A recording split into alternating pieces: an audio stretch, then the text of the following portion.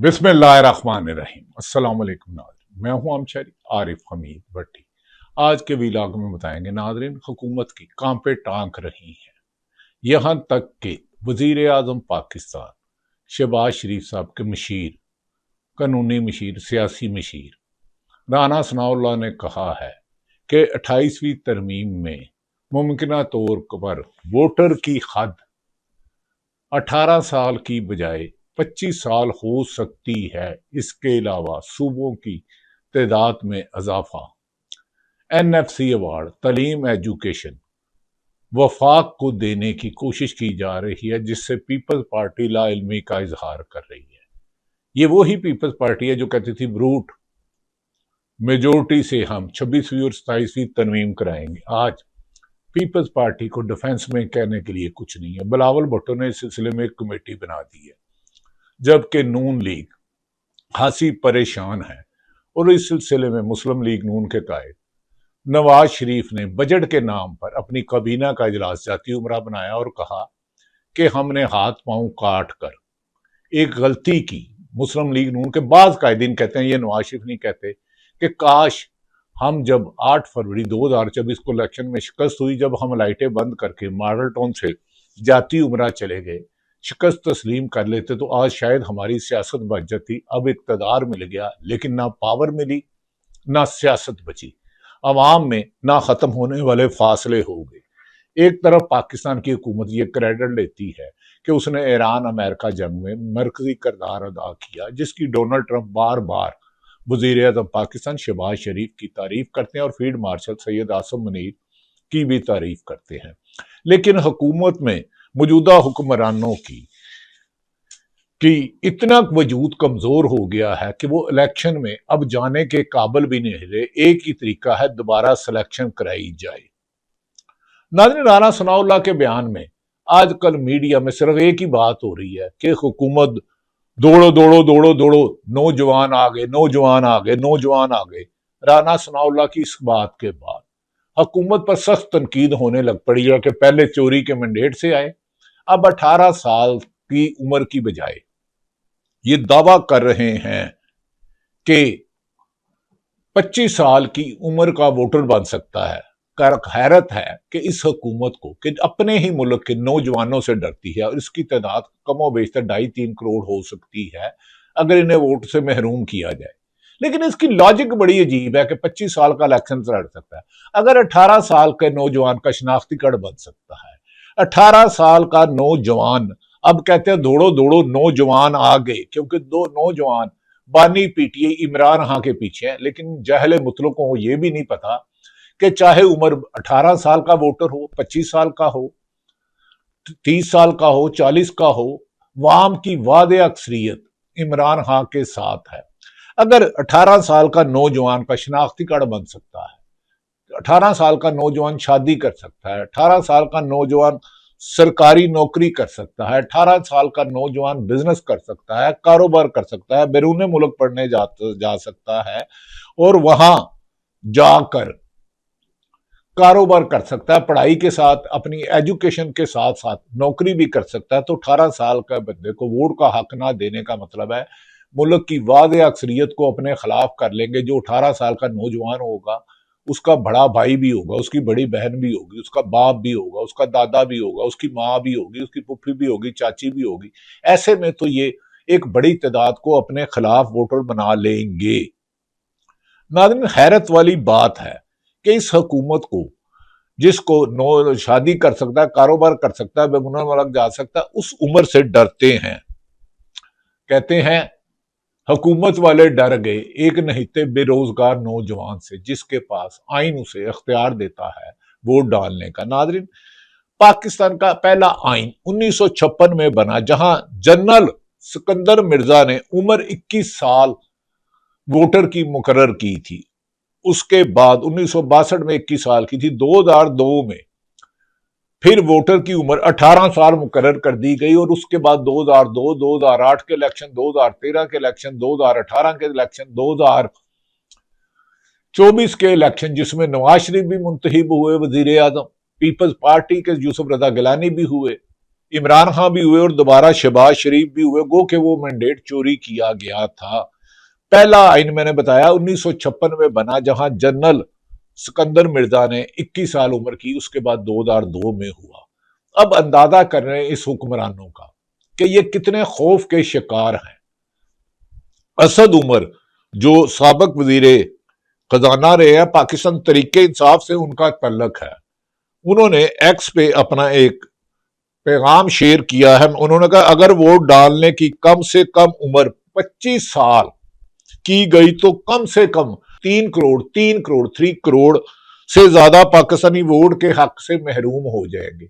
ये अगर 3 करोड़ लोग, खवातीन, बुजुर्ग, बच्चे, नौजवान करते होते हैं, तो ये इनसे 25 करोड़ वोट इनके खिलाफ डलवा देंगे। 25 करोड़ नहीं तो वोट की अक्सरियत 70% इनके खिलाफ जाएगी। अगर 3 करोड़ वोटरों से, नौजवान लड़कियों से, नौजवान लड़कों से वोट का हक लोगे तो तुम्हारा कितना नुकसान होगा, तुम्हें इतना अंदाजा भी नहीं है। राना सनाउल्लाह ने तो मरवा दिया। चलो 28वीं तरमीम में ये था कि आप NFC अवार्ड लेना चाह रहे थे, सूबों से इख्तियारात लेके, कभी कहते हो सूबों की तादाद बढ़ानी है, हर डिवीजन को, हर जिले को सूबा बनाना है, तो कभी कहते हो कि NFC अवार्ड, कभी एजुकेशन और हेल्थ लेना है असल। और ये भी कहा जा रहा है कि आइंदा बेनजीर इनकम सपोर्ट सूबों के हवाले कर दी जाएगी, जो करीबन 1400 अरब रुपया है। नाज़रीन, इसके अलावा ये समझ रहे हैं कि इन्होंने 27वीं और 26वीं तरमीम में अदलिया को अपने काबू में कर लिया। अब लोग कहते हैं कि पाकिस्तान तरीके इंसाफ सड़कों पे नहीं निकली। मैं लोगों से जवाब देता हूं, पाकिस्तान तरीके इंसाफ सड़कों से निकली है, और जितनी लंबी मूवमेंट 4 साल पाकिस्तान तरीके इंसाफ ने चलाई है, क्या वुकला निकले? क्या चीफ जस्टिस, जिसने मंसूर अली शाह साहब ने सुप्रीम कोर्ट का चीफ जस्टिस बनना था, वो जज अपने आप को बचा सके? क्योंकि जजों को भी हरासा किया गया। 6 हाई कोर्ट के जजों ने सुप्रीम कोर्ट से रुजू किया है, और जस्टिस मंसूर अली शाह जिन्होंने चीफ जस्टिस बने थे, उनकी जगह 26वीं 27वीं तरमीम मुकद्दर अवान में अराकीन असम्बली को अगवा करके, जो कानून साजी जिनका काम था, जिनसे 26वीं और 27वीं कानून साजी करा के आईनी अदालत बनाई गई, इमरान खान जूनियर जजों को लाहौर से ले जाकर सरफराज डोगर साहब को इस्लामाबाद हाई कोर्ट का जज बनाया गया। अगर जज नहीं बचा सके, वुकला को अगवा किया गया, मारा गया, पीटा गया, तशद्दुद किया गया, वुकला अपनी वकालत नहीं बचा सके, जिन्होंने मुशर्रफ को घर भेजने पर मजबूर किया था, और सहाफी जिनका शहीद अरशद शरीफ उनसे छीन लिया गया।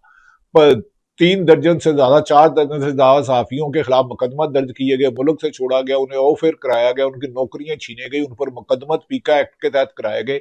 सहाफी अपनी आजादी नहीं बचा सके। वुकला अपनी इंसाफ के साथ खड़े होने का, इंसाफ, अदल इंसाफ पर बैठे अपने जज अपनी इंसाफ नहीं कर सके और रिजाइन देना पड़ गया। अवाम अपनी मुल्क में जमहूरियत नहीं बचा सकी। लोगों ने आके वोट 2024 के इलेक्शन में वोट डाला, लेकिन हुकूमत ने और उनको लाने वालों, हुकूमत और उनके लाने वालों ने अवाम के, 24 करोड़ अवाम की अक्सरियत के वोट पर डाका मारा, और 45 फार्म के तहत जीतने वालों को 47 फार्म के तहत आरओ को अगवा करके उनको बच्चों को धमकियां दे के, जिसके लिए election commissioner, chief commissioner Rawalpindi का बयान रिकॉर्ड पे है कि उन्होंने पूरी पिंडी डिवीजन के रिजल्ट बदले। और मुस्तफा नवाज खोखर का बयान है कि इस्लामाबाद से 3 सीटें PTI तहरीक इंसाफ की जीत गई थी। अगर पाकिस्तान की 25 करोड़ अवाम जमहूरियत नहीं बचा सकी, अगर मुल्क के जज, सुप्रीम कोर्ट और हाई कोर्ट के जज खुद इंसाफ नहीं ले सके, अगर सहाफी सच बोलना छोड़ गए और डिक्टेशन पर चलने लग पड़े, और अवाम जमहूरियत नहीं बचा सकी, सिविल सोसाइटी बाहर नहीं आ सकी, इंसानी हकूकी पामाली घर में बच्चों को, बीवियों को, औरतों को उठाना मामूल बन गया, तो फिर PTI को दीवार से लगाना कौन सा है?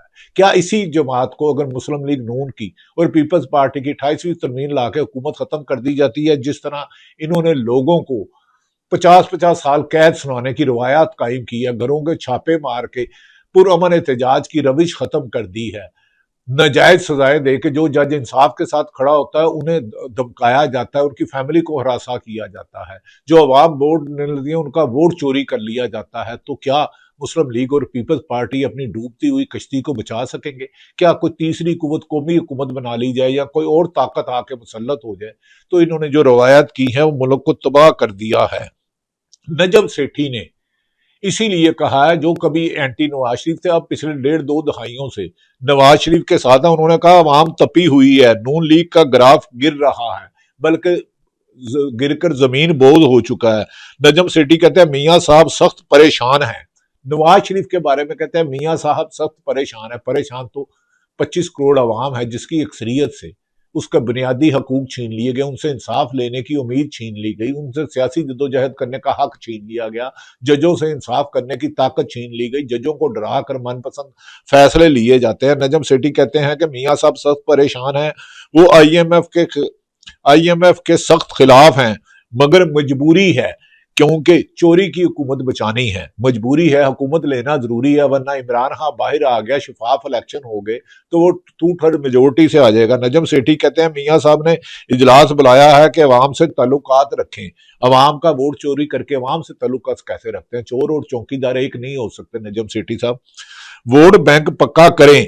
अब नवाज शरीफ साहब कहते हैं जो वोट बैंक है ही नहीं तो पक्का क्या करना है, किसी भी वक्त कुछ भी हो सकता है। नजम सेठी कहते हैं किसी भी वक्त कुछ भी हो सकता है। अब तो साबिक secretary election commissioner Kanwar Dilshad election की बात कर रहे हैं, अगर इलेक्शन हुआ तो सब घर चले जाएंगे नजम सेठी के मुताबिक। इसलिए इन लोगों को मुताद रहना चाहिए क्योंकि जो साहब बैठे हुए हैं वो बड़े फैसले करते हैं, वो बड़ी बड़ी फैसले करते हैं। यानी कि जो साहब बैठे हुए हैं, नजम साहब का पता नहीं नजम सेठी साहब का किसकी तरफ है, इसका मतलब है मौजूदा हुकूमत के इक़्तिदार की कश्ती भंवर में फंस चुकी है और किसी भी वक्त इसमें सुराख पानी भरेगा और ये कश्ती डूब जाएगी और फिर नजरें अडयाला जेल के अंदर इमरान खान की तरफ जाएगी कि वो रिहा होकर आए, नए इलेक्शन कराते हैं। तो अगर इलेक्शन साफ शफाफ होते हैं, मौजूदा इंतजामिया नहीं होती और कोई ऐसा आइन पसंद मुल्क की वफा से करने वाला, अपने खलफ की पासदारी करने वाला हुक्मरान आ गया, इलेक्शन करवाने वाला आ गया जो कि मैंने हलफ उठाया कि मैं सरकारी अफसर हूं, मैं सियासत में हिस्सा नहीं लूंगा, तो शफाफ इलेक्शन वो कराएगा। अगर शफाफ इलेक्शन कराएगा तो तरीके इंसाफ, बेशक इन्होंने 2024 के इलेक्शन में उनसे पार्टी का निशान, उनका सैंपल छीन लिया था, बल्ला निशान छीन लिया था, जैसे अब आजाद कश्मीर और गिलगित बल्तिस्तान में किया है। हुकूमत इससे आग से खेल रही है कि अवाम की अक्सरियत से तो इमरान खान का अगर बल्ले का निशान छीन लिया, अगर वो मुख्तलिफ निशानों से लड़े तो जीत गए, तो क्या नजम सेठी सही कहते हैं कि ये हुकूमत का वक्त कम है? दूसरी तरफ नाजरीन, नुसरत जवेद सीनियर सहाफी हैं, आमिर मतीन को सुना करे आप 92 में प्रोग्राम करते हैं 10 बजे, काशिफ अब्बासी ऑफ एयर है। इसी तरह दर्जनों सहाफियों को माशी कत्ल किया गया है, माशी कत्ल किया गया है, माशी कत्ल किया गया है। उनका बुनियादी सच कहने की ताकत उनसे रोक ली गई है, एक टेलीफोन पे काया पलट देते हैं। यहां तक कि मुल्क का कौमी हीरो इमरान खान, चाहे जवेद मियां दात हो, इमरान खान एक पार्टी बनी है, ईमान मजारी को तो सुप्रीम कोर्ट ने दे दिया, लेकिन इमरान खान का केस तो जाना ही आईनी अदालत में है, तो आईनी अदालत में तो इंसाफ की मिलती नहीं जस्टिस अमीनुद्दीन हो। इसीलिए नुसरत जवेद कहते हैं कि मैं शर्मिंदा हूं कि मैं सहाफी क्यों बना। आजकल जो सहाफी की हालत है नाज़रीन, ऐसा ही है कि जैसे कोई जंग पे जाए तो उसके पास बंदूक ना हो, डॉक्टर को ऑपरेशन करना चाहे तो उसको कोई अननोन बंदा आके कहे ऑपरेशन ऐसे नहीं, कुल्हाड़े के साथ मेरी मर्जी से करो, कसाई को गोश्त ना काटने दिया जाए, गाड़ी चलाने वाले को गाड़ी ना चलाने दिया जाए, और इंजीनियर को कहा जाए तू पुल ना बना मैं बनाऊंगा। ये मुल्क इसी तरह ताकत के जोर पे चलाया जा रहा है। नुसरत जवेद, आमिर मतीन कहते हैं मैं शर्मिंदा हूं कि साफियों को जिस तरह बेरोजगार किया जा रहा है, नौकरियों से निकाला जा रहा है, कोई किसी को कानून और कानून की हुक्मरानी नहीं है। इसीलिए नुसरत जवेद कहते हैं मैं शर्मिंदा हूं कि मैं साफी क्यों बना, इस शोबे का वकार इस कदर तबाह बर्बाद हो चुका है कि मुझे शर्म आती है। मैं कब्र में किस मुंह से जाऊंगा कि मैं क्यों इस घटिया काम में आ गया। लोग कहते हैं कि मीडिया को क्या हो गया है, पिंकी के अलावा कोई बात ही नहीं हो रही। तो भाई अगर आप इतने ज्यादा परेशान हैं तो ना देखें, टीवी बंद कर दें। मतलब ये है कि आप खुद भी देख रहे हैं और चस्का भी ले रहे हैं। नुसरत जवेद नहीं तो ना, हम भी तो साफत नहीं ना छोड़, क्योंकि बच्चों का रोजी कमानी है। मेरी हुकूमत से गुजारिश है, जो सहाफियों ने इमरान खान से पैसे लिए, नवाज शरीफ से पैसे लिए, जरदारी से लिए या ले रहे हैं, या मादी में 20 साल 30 साल जितनी भी जर्नलिज्म है, सबके नाम सामने लाए जाए और सबको इबरतनाक सजा दी जाए। जो हराम खाता है, झूठ बोलता है, किसी के लिए भी, किसी सरकारी अफसर उसे झूठ बोलने पर मजबूर करता है, सियासतदान करता है, सिविल सोसाइटी करती है, कोई ताकतवर हल्का किसी को बुलाता है, तो इन्हें निशाने इबरत बना दिया जाए। ये बताए कि कितने सहाफियों ने खुद नौकरी छोड़ी। काशफ बासी के प्रोग्राम में पीपल्स पार्टी भी आती थी, नून लीग भी आती थी, पीटीआई आती थी, रिटायर्ड जज भी आते थे, रिटायर्ड जर्नैल भी आते थे, सिविल सोसाइटी भी आती थी, हर जमात आते थे। लेकिन जब वो नौकरी से गया, कितने टॉक शो उस पर हुए, कितने न्यूज बुलेटिन उस पर हुए। और इस तरह और भी आरफ हमीद भट्टी हो, और भी हारून रशीद साहब हो, और भी दिगर कई सहाफी हो, हबीब अकरम हो, समीना पाशा हो, लातेदा साबिर सदीक जान हो, समी इब्राहिम मेरा यार हो, ये क्यों न छोड़ी? आखिर कोई तो वजह है ना। हाँ, जो पैसे लेते हैं उनके खिलाफ निशाने इबरत बना दिया जाए। नाज़रीन, अब आपने ये देखा होगा कि ये एक तस्वीर लगी है कि 28वीं तरमीम में बुनियादी मसाइल होंगे, वोटर की उम्र बढ़ाने की तजवीज जेर गौर है राना सनाउल्लाह। अब ये राना सनाउल्लाह गालबन जहां तक मेरा ख्याल है ये मुस्लिम लीग नून के हैं और नवाज शहबाज शरीफ के नहायत करीब हैं और एडवाइजर हैं। तो मुझे ये बता दें कि राना सनाउल्लाह साहब, ये उम्र करके क्या आप इलेक्शन जीत जाएंगे? आपको यकीन है? इलेक्शन तो आप फिर भी नहीं जीतेंगे, तो फिर बताएं उसके बाद क्या करेंगे? नाज़रीन, दूसरी तरफ मैंने बता दिया कि नौजवानों से डरते हैं। अब मंगल के रोज इमरान खान की तारीख है, मुलाकात का दिन है, उनकी बहनें जाएंगी, अलीमा खान, नौरीन नियाजी, उज़मा नियाजी, सलमान अकरम राजा, सुहेल अफरीदी, मीना खां अफरीदी, और इसलिए केपीके ने तगायन बता रही है, कहा जा रहा है कि इन्हें अटक पुल पर या चक्री रोका जाएगा। क्या फिर इन पर फायरिंग होगी? क्या फिर इन पर लाठीचार्ज होगा? क्या फिर इन पर शेलिंग होगी? क्या फिर अवाम को जमहूरियत का जो हुसन है, इख्तलाफ राय और पूरा अमन एहतजाज, इसे रोका जाएगा? माजी में जो पीपल्स पार्टी और नून लीग महंगाई के खिलाफ मार्च करते थे, बिलावल भुट्टो जरदारी साहब, मौलाना फजलुर रहमान साहब, नवाज शरीफ साहब, सारे ही मार्च करते रहते। यूसुफ रजा गिलानी के खिलाफ नवाज शरीफ काला कोट पहन के सुप्रीम कोर्ट गए थे, पहले अदालत का हुक्म माना, तो अदालत के हुक्म पे तो आपने इलेक्शन नहीं कराए। 90 दिन में इत्तेजाज अहसन साहब कहते हैं इलेक्शन होंगे और तमाम तो आईनी माहिरीन कहते हैं, तो आपने क्यों नहीं कराए? अब नादरीन, ये कहा जा रहा है कि मुल्क में एक गरीब आदमी जो जहाजों का पेट्रोल 260 रुपए था, जिसे 417 किया गया, 5 रुपए कम किए गए। अब हुकूमत गरीबों की दुश्मन हुकूमत, आम शहरियों की गुर्बत की महंगाई की चक्की के नीचे पेशने वाली हुकूमत मौजूदा, यानी कि पीपल्स पार्टी और नून हुकूमत ने मोटरसाइकिल पर 5 रुपए पेट्रोल कम किया और जहाजों में सफर करने वाले अरबपति जो बिजनेस क्लास में जाते हैं, खरबपति लोग जो अमेरिका, यूरोप टूर पे पूरी दुनिया में जाते हैं, जहाजों में सफर करने वालों के पर हुकूमत की मेहरबानी, क्योंकि ये अमीरों की, ये शराफिया की हुकूमत है, उन्होंने मेहरबानी करते हुए जहाजों में जेट फ्यूल की कीमत में 111 रुपए कम करके 332 रुपए मुकर्रर कर दी है। जबकि मजदूर की मोटरसाइकिल जो सब्जी लेने, रेडी वाला सब्जी लेने, फ्रूट लेने सब्जी मंडी या फ्रूट मंडी जाता है, या रक्शे पे चिंगची पे एक सफर से दूसरी जगह नौकरी करने जाता है, दुकान में जाता है, दफ्तर में जाता है, उसके पेट्रोल की कीमत 410 रुपए है। और फ्यूल की जहाज में बिजनेस क्लास में जाने वाले 30 लाख की टिकट लेने वालों की 322 रुपए और मोटरसाइकिल में डालने वाले की कीमत 410 रुपए है। मुझे बताया ये सब्जी फल मून लाने वालों के लिए महंगा और गरीब के लिए ये गरीब दुश्मन, ये मुल्क दुश्मन, ये गरीब दुश्मन और हुकूमत नहीं है तो और क्या है? खुद तो अरबों रुपए के जहाज लेते हैं, बिजनेस क्लास टिकट में सफर करते हैं।